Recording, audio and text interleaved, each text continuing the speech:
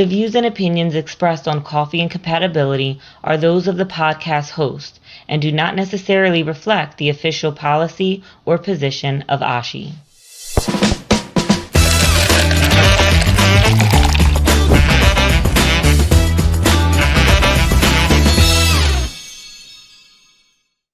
Welcome, everyone, to another episode of Coffee and Compatibility. With me, as always, is Dr. Kelly Hitchman and Jeremy Sherrill. How are you guys doing? Hey, doing really good. Doing really good. Couldn't be better. This episode today is going to be fire. Yes, but yeah, before we go there, Ashi is busy, super busy. We've got let's see, we're going to be up in Jeremy's neck of the woods this summer. That's right. Ashi Educational Workshop. Jeremy, I believe you are distinguished faculty this year at the Ashi Educational Workshop in Detroit, Michigan. As I believe are you. Oh, shucks. Okay, this is sus. It's a party. As my son would say, this is sus.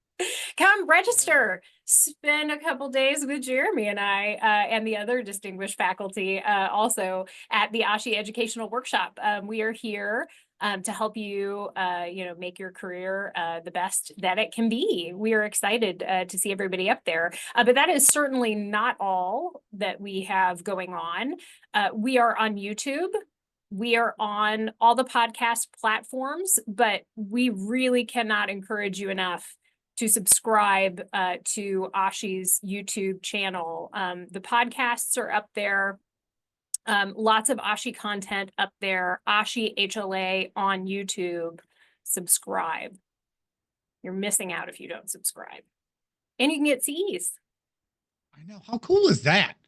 Like, you can just watch us and listen to us and get CE credit. I mean, how much easier to do that anywhere else? Subscribing on YouTube doesn't get easier than that. I'm very distracted. I'm sorry. Kelly called me distinguished, which is very exciting. Yeah, we'll clip that for you. We'll clip that for you. Yeah, please do. Play that on repeat. Play it on your repeat. New ringtone. It's your new ringtone. Yeah. Oh, and the podcast is open for sponsorship. If you would like to sponsor the vocals of the distinguished Jeremy Sherrill, you can do so. You can do so at any time. And we will then have the distinguished Jeremy Sherrill share your sponsorship in an episode of Coffee and Compatibility. What are we talking about today? Does anybody know? The meaning of the word distinguished. I think that's probably number one for us. But we do have a very special guest with us.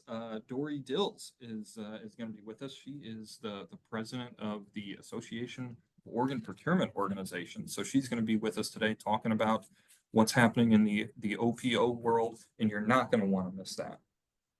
Yeah, this is a big deal. Dorrie Dils has been in a lot of interviews. She's been in the news lately. So I can't wait to hear what she has to say about the state of OPOs in our national transplant system. Awesome. All right, guys, we'll be right back. Attention histocompatibility and transplant professionals. Are you ready to elevate your expertise? Join us at the American Society for Histocompatibility and Immunogenetics Educational Workshop in Detroit, your gateway to cutting-edge HLA education. This year's workshop features inspiring global leaders in education and research, bringing over 35 years of expertise. Engage in interactive sessions led by top experts. Explore the latest advancements in histocompatibility testing and gain practical skills to enhance your lab's performance. And while you're here, experience the vibrant culture of Detroit. Secure your spot early. The early bird rate ends June 2nd, 2025. Don't miss your chance to save. AEW is where science meets innovation. Register today at www.ashieducationalworkshops.com and take your knowledge to the next level. Welcome back to Coffee and Compatibility. Today, we're honored to be joined by Dorrie Dils, a nationally recognized leader in the field of organ procurement. Dorrie currently serves as the president and CEO of Gift of Life Michigan, where she oversees a team of more than 400 professionals in the nation's 11th largest organ and tissue program. In June of 2024, she took on another major role, president of the Association of Organ Procurement Organizations, representing 48 of the 56 OPOs across the United States. Dorrie's journey started at the bedside as a registered nurse in a busy level 1 trauma ICU in Columbus, Ohio, and she later transitioned into organ donation in 1991 and has spent the past 3 decades helping shape and grow the field, both on a local and national level. Dorrie has served on a number of committees with OPTN, including the OPO, Thoracic and Transplant Administration, and was appointed to the OPTN Board of Directors in July of 2024. She's also led and advised on ethics, advocacy, and education initiatives throughout her career, and under her leadership, Gift of Life Michigan has more than doubled its number of donors. So welcome, Dorrie, and thank you for joining the show today. Thank you for having me. So we have to ask, as we do all our guests, may we call you Dorrie? Absolutely. All right.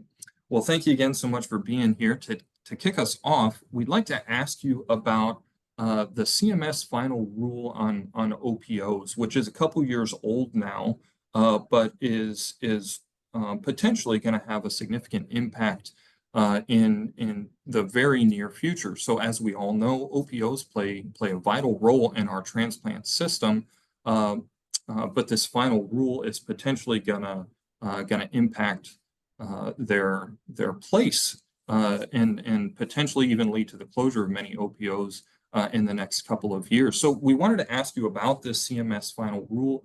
Could you walk us through these changes? And under this final rule, what is CMS using to evaluate OPO performance? Sure, I'd be happy to. So prior to 2020 and for many, many decades, OPOs have always been regulated by the Centers for Medicare and Medicaid Services. We've always had metrics and formal review process that we go through every 4 years, and we are recertified to continue to operate as an OPO. But in 2020, there were new regulations passed that really is the biggest shift that I've seen in my 30 plus years in this field. And there was just a tremendous amount of pressure on CMS from Congress and really committed critics of OPOs that we weren't increasing at the rate that we should, that there were some OPOs that were considered, top performers, and others that were performing what they would consider poorly, and so new regs were passed, and we began this current certification cycle in 2022, and it will run through 2026. And there's 2 metrics that we're being measured on. The first being the donation rate, and the second being the transplant rate.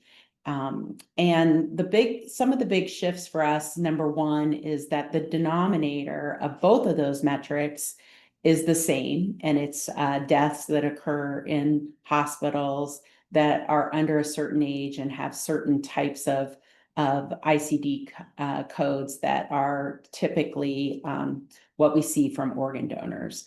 And so the denominator is the same for both metrics. And then the donation rate, the numerator is any donor that resulted in at least one organ transplanted or had a pancreas for islet cell research. And then the transplant rate, the numerator, is all the organs that were placed for transplant plus any pancreas that went for islet cell research. So big shift from what we've seen historically as to how we were measured. And then the other component of it is really rank ordering where OPOs will fall. And so in the year prior to the measurement year, they will set a threshold. So for us now, that meant in 2023, the whole country's performance was measured, and the top quartile, that threshold was set. And so in order to get into tier 1, which is the top performers, you have to, in 2024, perform higher than the top quartile in 2023.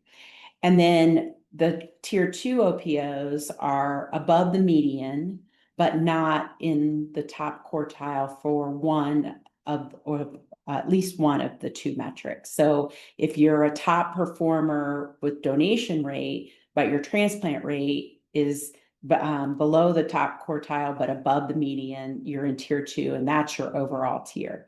And then the tier 3s are everybody that in at least one metric perform below the median. And so those OPOs, potentially you could be a tier 1 for donation rate, but a tier 3 for transplant rate, and that automatically puts you in tier 3. And then the consequences of each of those tiers, the tier 1s will be automatically recertified for another 4-year cycle. The tier 2s will potentially have to compete for their territory if another OPO bids for them. And then the tier 3s will be automatically decertified, and they will lose their contract to operate as an OPO. There is an appeal process, and some of this is still unclear as to how it'll play out.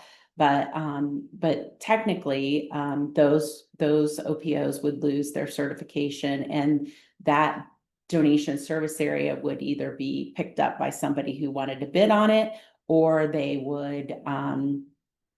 would be assigned, that territory would be assigned to another OPO. And some of the details of how that's going to play out remains to be seen. This is all so complex, and I kind of want to remind the audience a little bit that OPOs have to kind of octopus this situation, and they have to deal with the donor hospitals and, of course, the grieving families going through this process and making these decisions, and the transplant centers, and logistics for the organs, for the samples, for the, all of these different responsibilities flow through the OPO. Is a really complicated set of duties.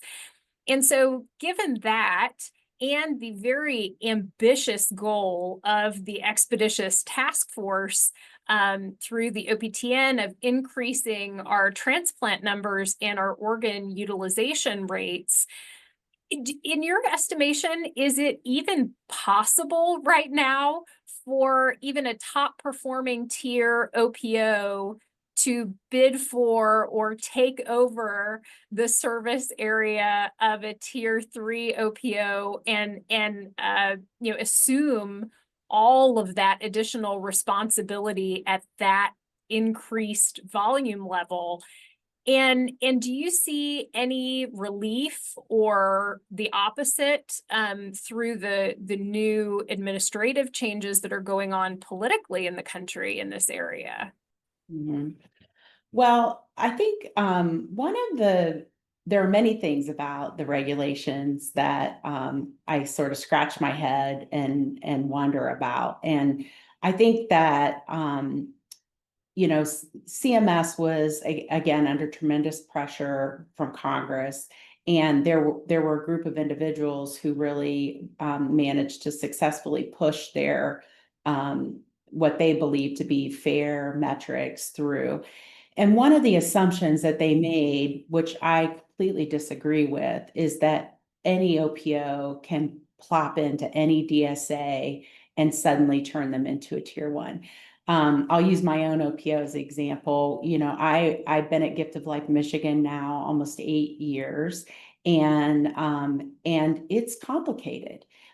We have a very large state, and we have populations like Detroit that require a unique set of circumstances and approaches versus northern Michigan or even the west side of the state. And so all those different pockets require a tremendous amount of community engagement, relationship building, all the things that OPOs are working on.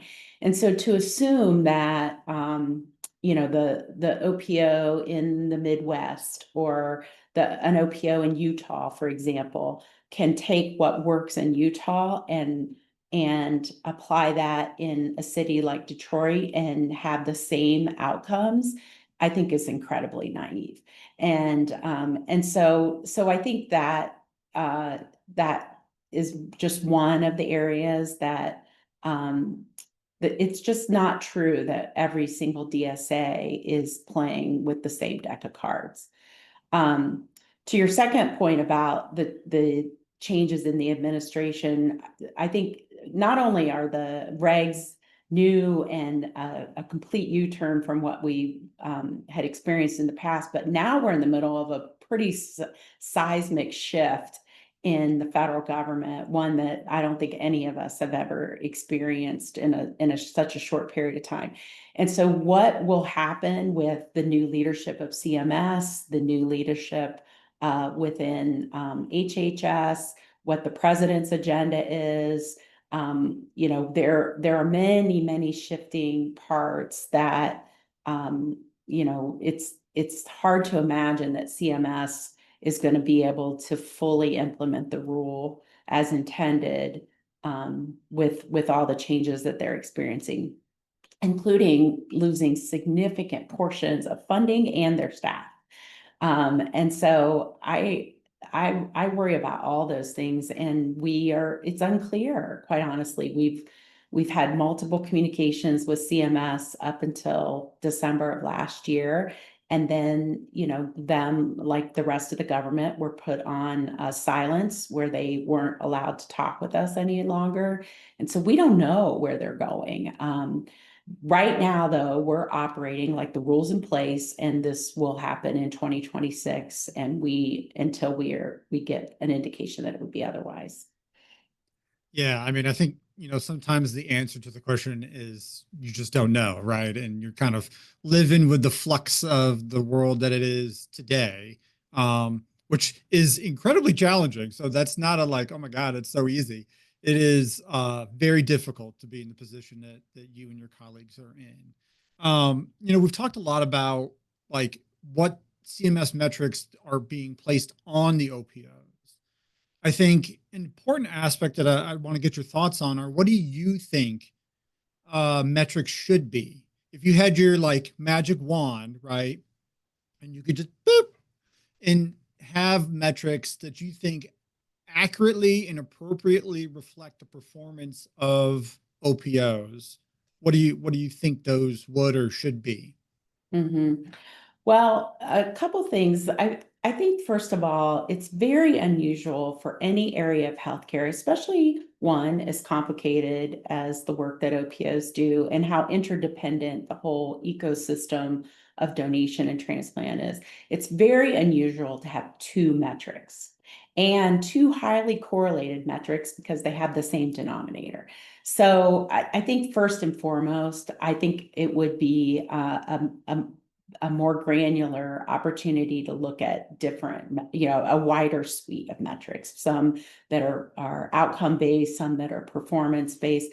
There are things that OPOs are responsible for. We're responsible for showing up when a hospital makes a referral. We're responsible for approaching families. We're responsible for getting authorization. We're responsible for, as best we can, successfully manage that donor to a successful transplant, but we don't solely control all of the processes that we do.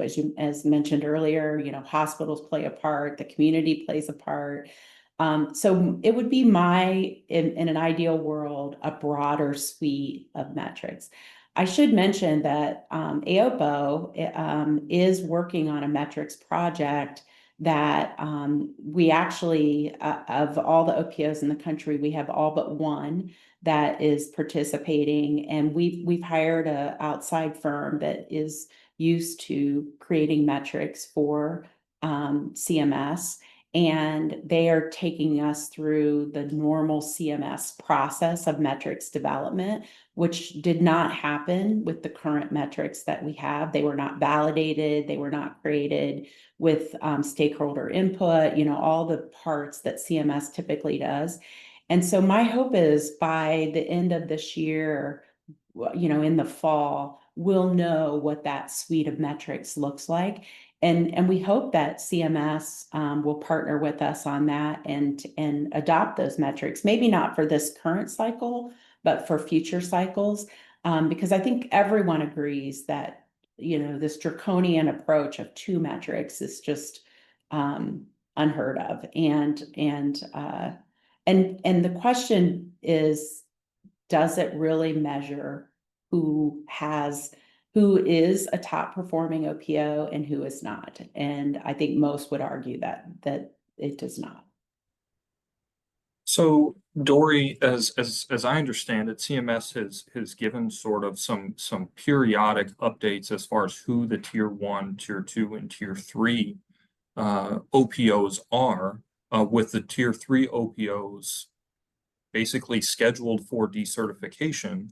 How many OPOs are we talking about that could potentially be decertified come the end of the performance cycle? Yeah, so I think the most current data that we have is unfortunately very dated. That's one of the additional challenges with the metrics, is that the data comes out about 2 years late. So for example, as of today, we do not have data for 2022, 23, or 24. But when we look at the most recent data that we have available, a little over 60% of the OPOs are in tier 2 or 3, which is a large number and a potentially very destabilizing number of OPOs. My gut, though, is that there's obviously no way CMS can decertify 60% of the OPOs in one swoop. And so my gut is that they would focus more on the tier 3s and let the tier 2s potentially work on a QAPI plan and continue to operate their DSAs maybe a year at a time. But the OPOs that are in tier 3, there's about a dozen, depending on which year you look at the data. And there are some who have been in tier 3 the entire 4-year cycle. And I think those OPOs would probably remain the most focused on by CMS.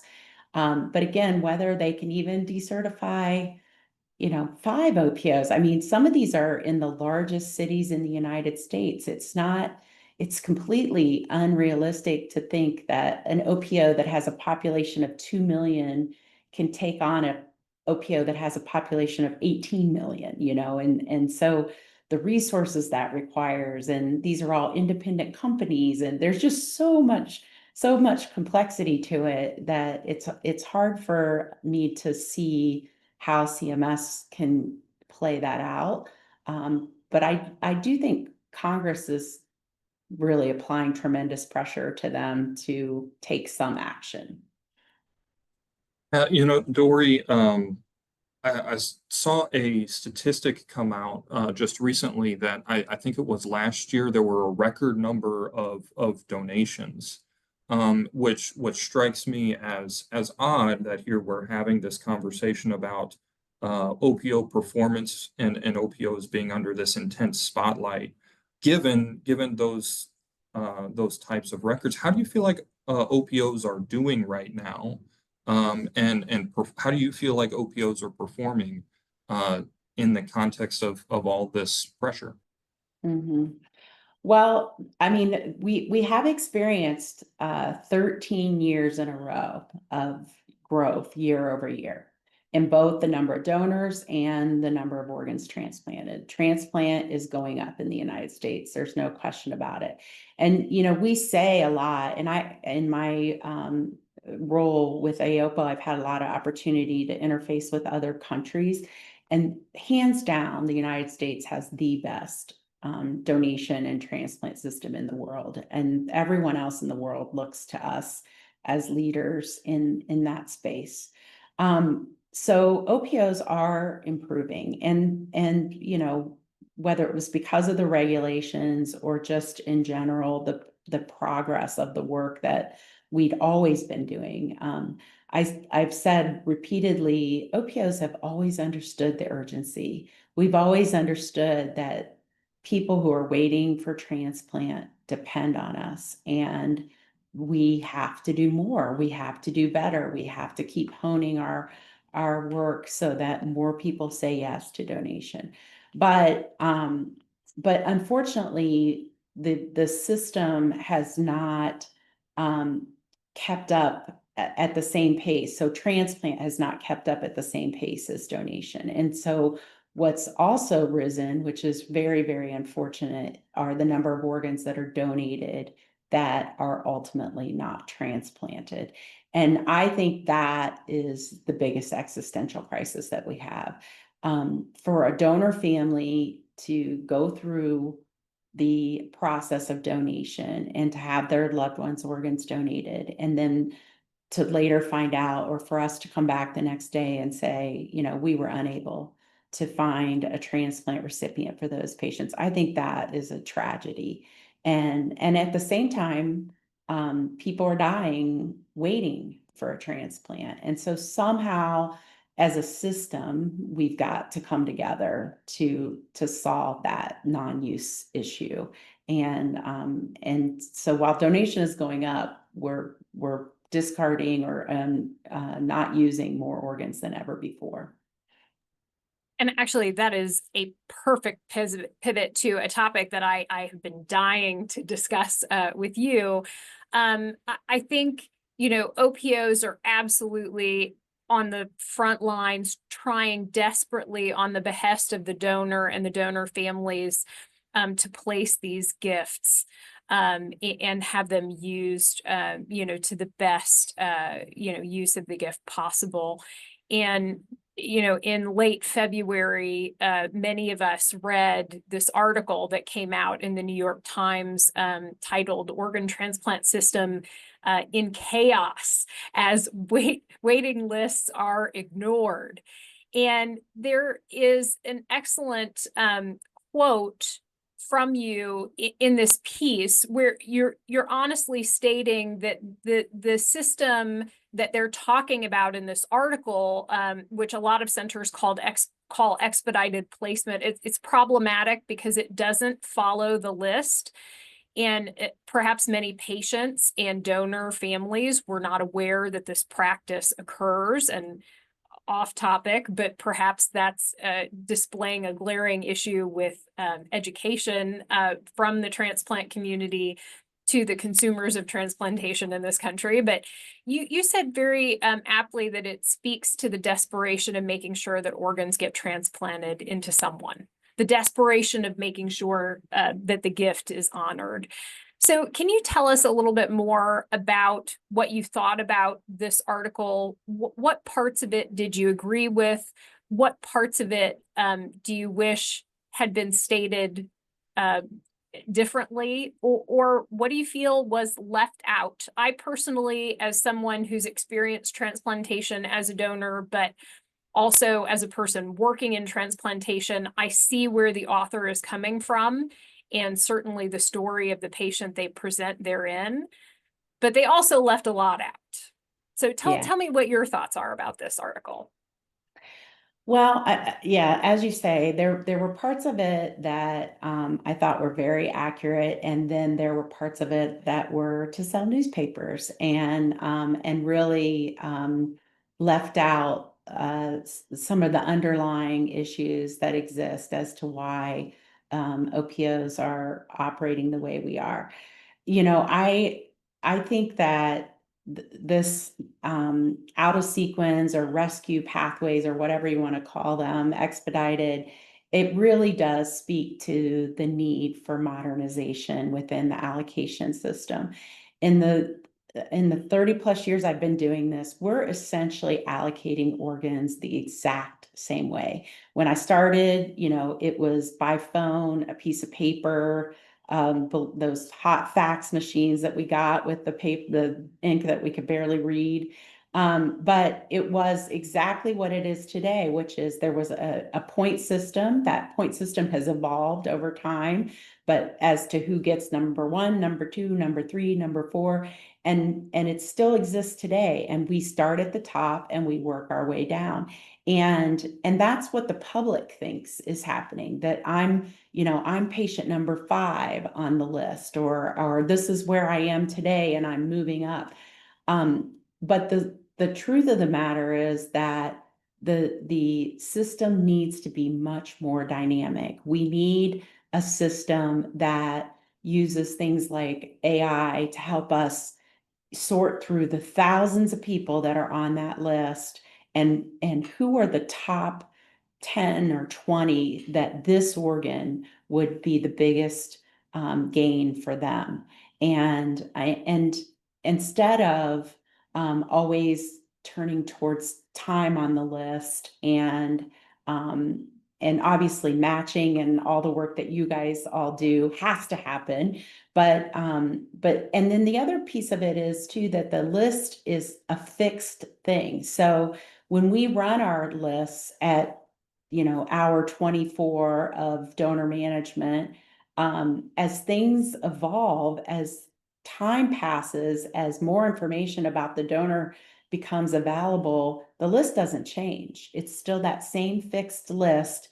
And yet there are people who are now unable to consider that organ for their patient for whatever reason. And those people aren't falling off the list. We still have to contact them and go one by one by one. So it is just incredibly antiquated and cumbersome. I had the opportunity last year to sit with our allocation staff for a day, and I did allocation back in the day, and I thought I had a really good handle on how that went. I cannot tell you how complicated it is. I mean, I was so impressed that my staff could keep it straight, and they're allocating on multiple cases with multiple organs, and the system is just not current. We need modernization in that allocation system to help us find the right recipients. To specifically to the New York Times too, I just want to say that the thing that I thought was missing there is the non-use issue. He didn't really, the reporter Brian didn't really delve into that. But the reason that OPOs are scrambling to try to find a recipient when the organ begins to get old, it's been out of the body for an extended period of time, or we're in hours of going to the operating room and we don't have a home for an organ, is because the current system takes too long. And we do believe that going into someone is better than no one. But the way we're doing it, the public does not understand that, and we run the risk of eroding the trust of the public. And whether that's they need to be better educated about how the list works as consumers, as you mentioned, or we need a system that's more dynamic, and actually I would argue both of those things need to happen. Yeah, I mean, I think the truth lies somewhere in the middle, right? Like it's a little bit of all of the above. And it really brings 2 points of questions for me is one, how did we get to a system that is so static, right? Like we live in 2025 and I have a mobile device that can run artificial intelligence on device. So that's just a point that for listeners to think about, that our national organization system not running on a mobile device does not have that capability. And second is relating to the journalism aspects. And how do we, as members of the transplant community of large, the OPOs, much like yourself, other members of the transplant community, work with journalists to provide a much clearer and understandable view of transplantation? Because you're absolutely right. Some of it is like, you got to sell something, right? in other aspects, it's super complicated, as has already been alluded to. And so I'm curious to hear your thoughts on how like the larger community, transplant community, can work with journalists and provide like an accurate representation of what goes in, A to Z, if you will. Yeah. Well, to be honest, I felt like we did do that with the New York Times. I mean, he was here for a week. He saw honor walks. He saw donor families. He saw organ allocation. He saw the operating room. And he went into the laboratory. He saw all the components, but unfortunately, it was clear that he was looking for a more salacious, side of things. And that was really unfortunate. I was very disappointed in how that piece turned out. In contrast, though, the CBS piece, which also, those folks were here with us for a week and they saw all those same things, donor families, honor walks, just all the human side of donation that isn't always represented. And I thought that piece I think that piece will live for decades because it really gives you that sense of what donation is like and how complicated it is. And the fact that it all starts with a donor family and a donor. And it was a really emotional piece. And, I was just so in awe of the donor family for opening themselves up the way that they did. And I think in contrast, that piece really gives us a better depiction of just how complex the system is. And yet there are families like Mitch's who are willing to donate, and there are incredible hundreds and thousands of staff that are behind the scenes making that miracle happen. Yeah, that CBS piece was really incredible in how it showed the complexity of the entire process, and we would definitely refer our listeners to go watch that, and we will we'll have links to these news stories in our podcast description so that folks can go find it. Dorrie, to close, we'd like to ask about one thing that some of the national media attention has focused on, which is that the issue of equity in organ allocation. That was one subject that, for example, the New York Times article focused on quite a bit. How would you respond to the feeling that organ allocation is not equitable or isn't sufficiently equitable? Yeah, I mean, I think that was a fair statement to say. And actually, in our allocation policies, both in the federal government, within the OPTN, we focus on the phrase fair and equitable. And I think as a community, we really have to ask ourselves what that means. I do believe that we should have a system that is unbiased, that doesn't choose patients based on race, for example, or other determinants like that. But I also think that when we place an organ for transplant, we want to maximize the life years that we gain out of it. And so there's a reality that some organs are not right for some patients. And that might be medically, that might be, the recipient's 73 and the donor is 25 and could likely contribute 50 or more life years to someone. And going into a 70-some-year-old might not be the best use of that organ. And so somehow we've got to come up with that system that is as fair and equitable as we can be while maximizing the gift. I can think of no better place and more pointed place to end such a powerful episode than right there. Thank you so much, Dorrie, for being with Coffee and Compatibility today. You have taught us and our listeners quite a bit. I am thrilled to see what you do with AOPO to help us move into the future. Thanks again. Thank you. My pleasure. Thank you for having me.